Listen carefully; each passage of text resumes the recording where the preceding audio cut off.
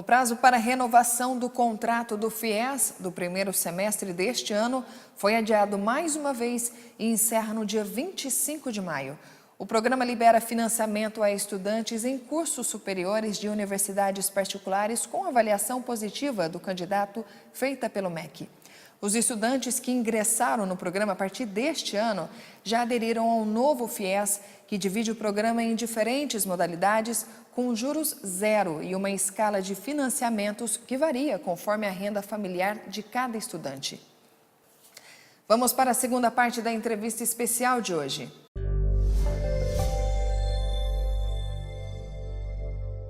Olha, nós estamos aí nessa entrevista especial para o fim de semana das mães com a Gisele Andrade. Ela é gestora de saúde da mulher lá de Taubaté e veio aqui hoje dar dicas importantes. É uma enfermeira plena, com muita experiência nesse setor e tem um trabalho na prevenção muito intenso com relação a esses cuidados, né?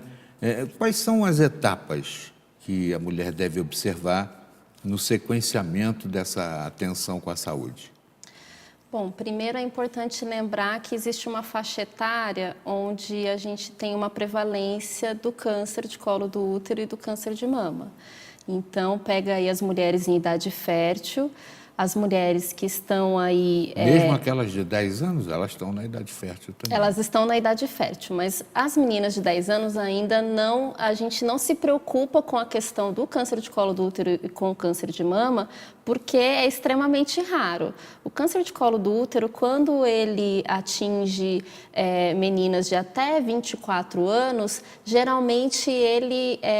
sozinho ele vai se curando, digamos assim, ele desaparece. Mas quando ela tem a partir de 25 anos, aí ela precisa tratar. É claro que a gente falando assim, a gente coloca uma estatística de probabilidade. Nem todas as meninas com menos de 25 anos vão ter essa cura espontânea. Então, o acompanhamento com o profissional de saúde sempre é indispensável, uma vez que ela já iniciou a sua atividade sexual, né? Mas, de uma forma geral, a gente recomenda para as mulheres fazerem o exame do Papa Nicolau do preventivo, as mulheres que têm entre 25 e 64 anos, que é onde a gente tem uma maior incidência do câncer.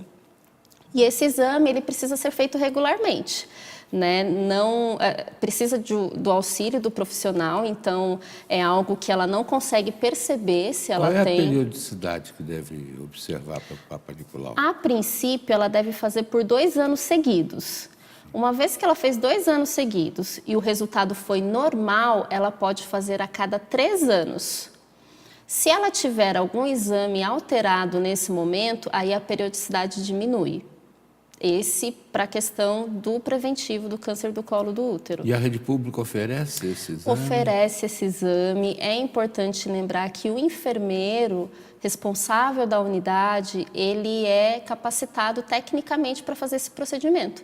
Então, não é um exame que existe uma demora para agendamento. É um exame que muitas vezes eu consigo um agendamento para a mesma semana e para 15 dias no máximo, porque o enfermeiro ele tem uma disponibilidade um pouco maior. O enfermeiro pode até fazer parto, né? Porque é o enfermeiro obstetra. Pode, né? o obstetra pode. E aí, nesse caso, na atenção básica, o enfermeiro ele pode não só fazer essa coleta do preventivo, como ele pode solicitar a mamografia para as mulheres que têm entre 50 e 69 anos ou mulheres que já tiveram na família casos de câncer de mama. Então, ele não precisa também passar com o médico. Para pegar essa requisição de mamografia, pode passar com o enfermeiro, ele vai fazer a consulta, vai examinar a mama e vai fazer a solicitação do exame para que essa paciente possa fazer o agendamento e realizar. Tem fila grande para conseguir fazer pela rede pública? Não, é um exame que não é demorado para fazer o agendamento e também não é demorado a questão do resultado. Tanto a mamografia quanto o preventivo. Hoje a gente está aí com uma espera muito pequena, a gente agenda geralmente para o mesmo mês, não acontece da paciente esperar mais do que 30 dias para realizar o seu exame. Gisele, uma coisa importante, anticoncepcional é alguma coisa que a gente possa sugerir que as pessoas usem à vontade? Cigarro, né? Tabaco, outra coisa. O que você fala sobre isso para as mulheres que estão assistindo a gente agora? É importante falar sobre o anticoncepcional porque algumas pessoas acabam tendo o hábito de comprar o anticoncepcional na farmácia e tomar por conta própria. Ah, minha amiga falou que é bom. Exatamente. A minha vizinha usa, a minha tia usa. E, na verdade, o anticoncepcional ele tem indicações e contraindicações. Né? Não é qualquer mulher que pode utilizar um anticoncepcional oral, não é qualquer mulher que pode utilizar um anticoncepcional injetável.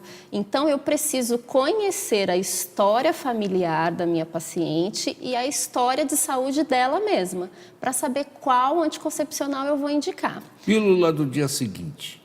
A pílula do dia seguinte, ela é uma pílula que deve ser usada somente em casos emergenciais.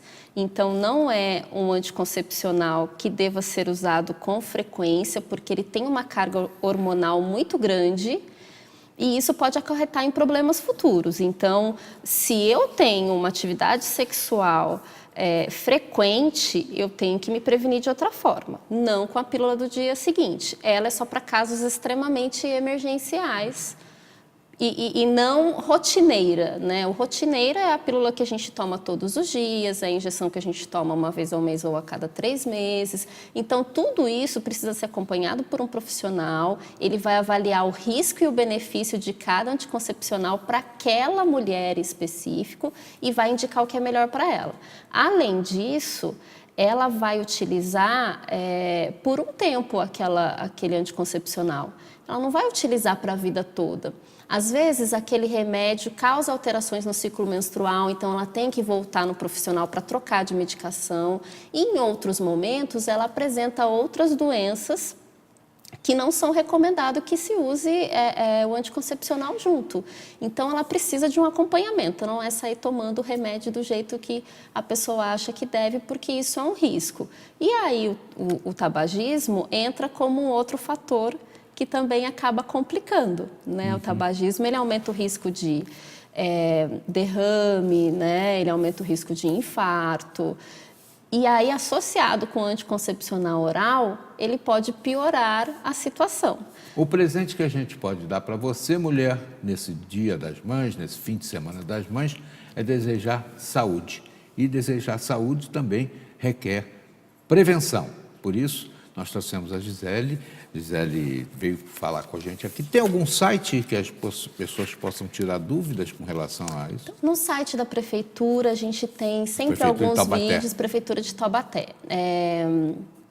www.taubaté.sp.gov.br. Se botar Taubaté no Google, vai chegar lá. No Facebook também. Tio Google é terrível. A gente tem alguns vídeos, alguns informativos sobre saúde da mulher. Legal, Gisele Andrade, obrigado. Nos ajudou a dar esse presentão para a dona de casa, para a mãe, para a criança, para a menina que um dia vai ser mãe também. Já desde agora está ganhando o presente aqui do Repórter Setorial para ter mais saúde agora e sempre.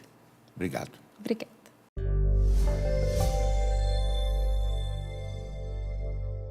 Há 130 anos era assinada a Lei Áurea que concedeu liberdade aos escravos.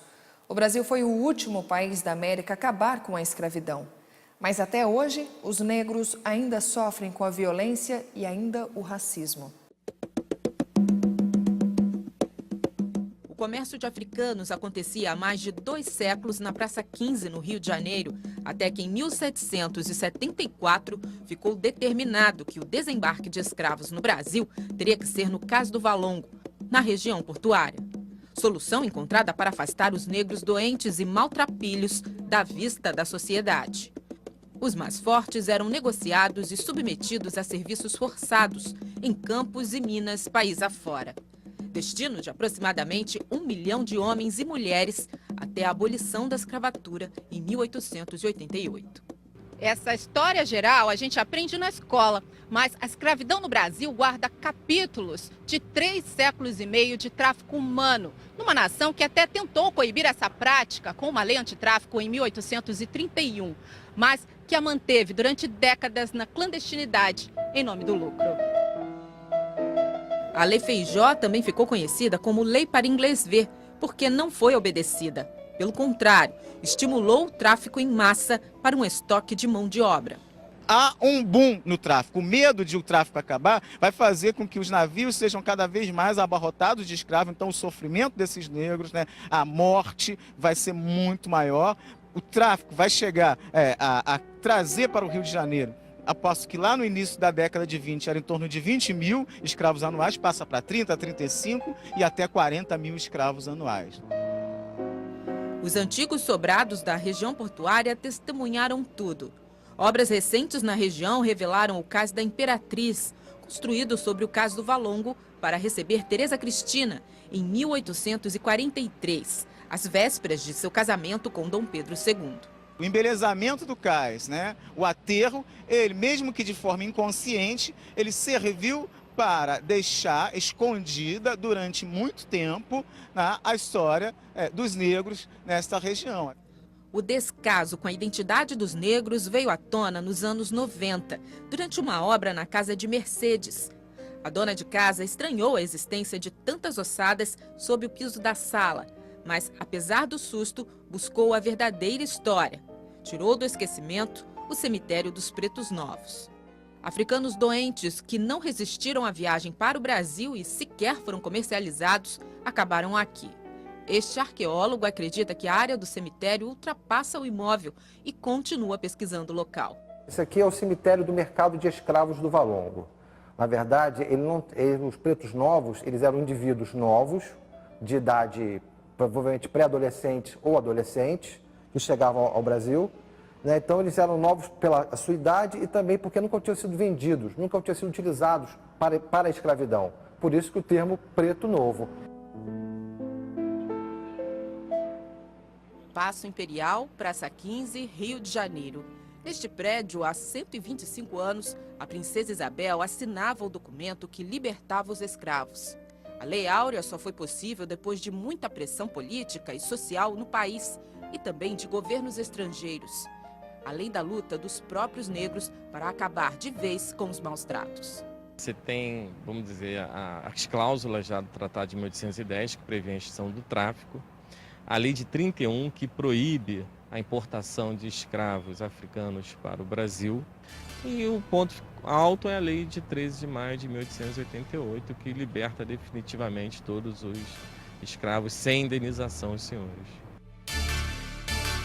E os principais destaques da semana você acompanha agora. Moradores de Pindamonhangaba reclamam dos atrasos dos Correios na entrega de correspondências.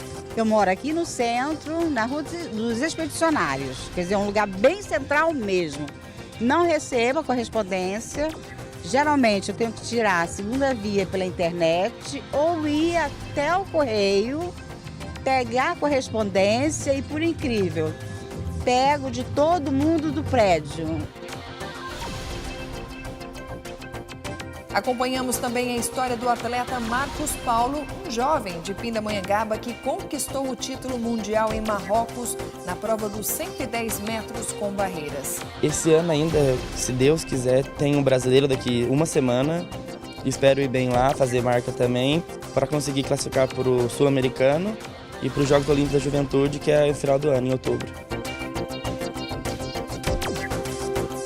Shopping de Pindamonhangaba comemorou o Dia das Mães de forma diferente. Barracas foram montadas próximas das lojas. Mães e filhos ficaram acampados durante uma noite. O shopping queria realmente resgatar essa valorização de a mãe estar passando um tempo com o filho, estar se divertindo, brincando. Aqui acampou a Vitória, a Janaína e o Vitor. Acamparam os três juntos, né? Ele meio chutando de vez em quando, mas valeu a pena. Aline, como é passar o seu aniversário acampada dentro de um shopping? É muito legal, está sendo o melhor aniversário de todos os tempos. E o Repórter Setorial fica por aqui. Você pode rever todas as nossas reportagens em nossas redes sociais. Visite nossa página no Facebook e o nosso canal no YouTube. Continue ligado em nossa programação. Muito obrigada pela sua companhia e até a próxima.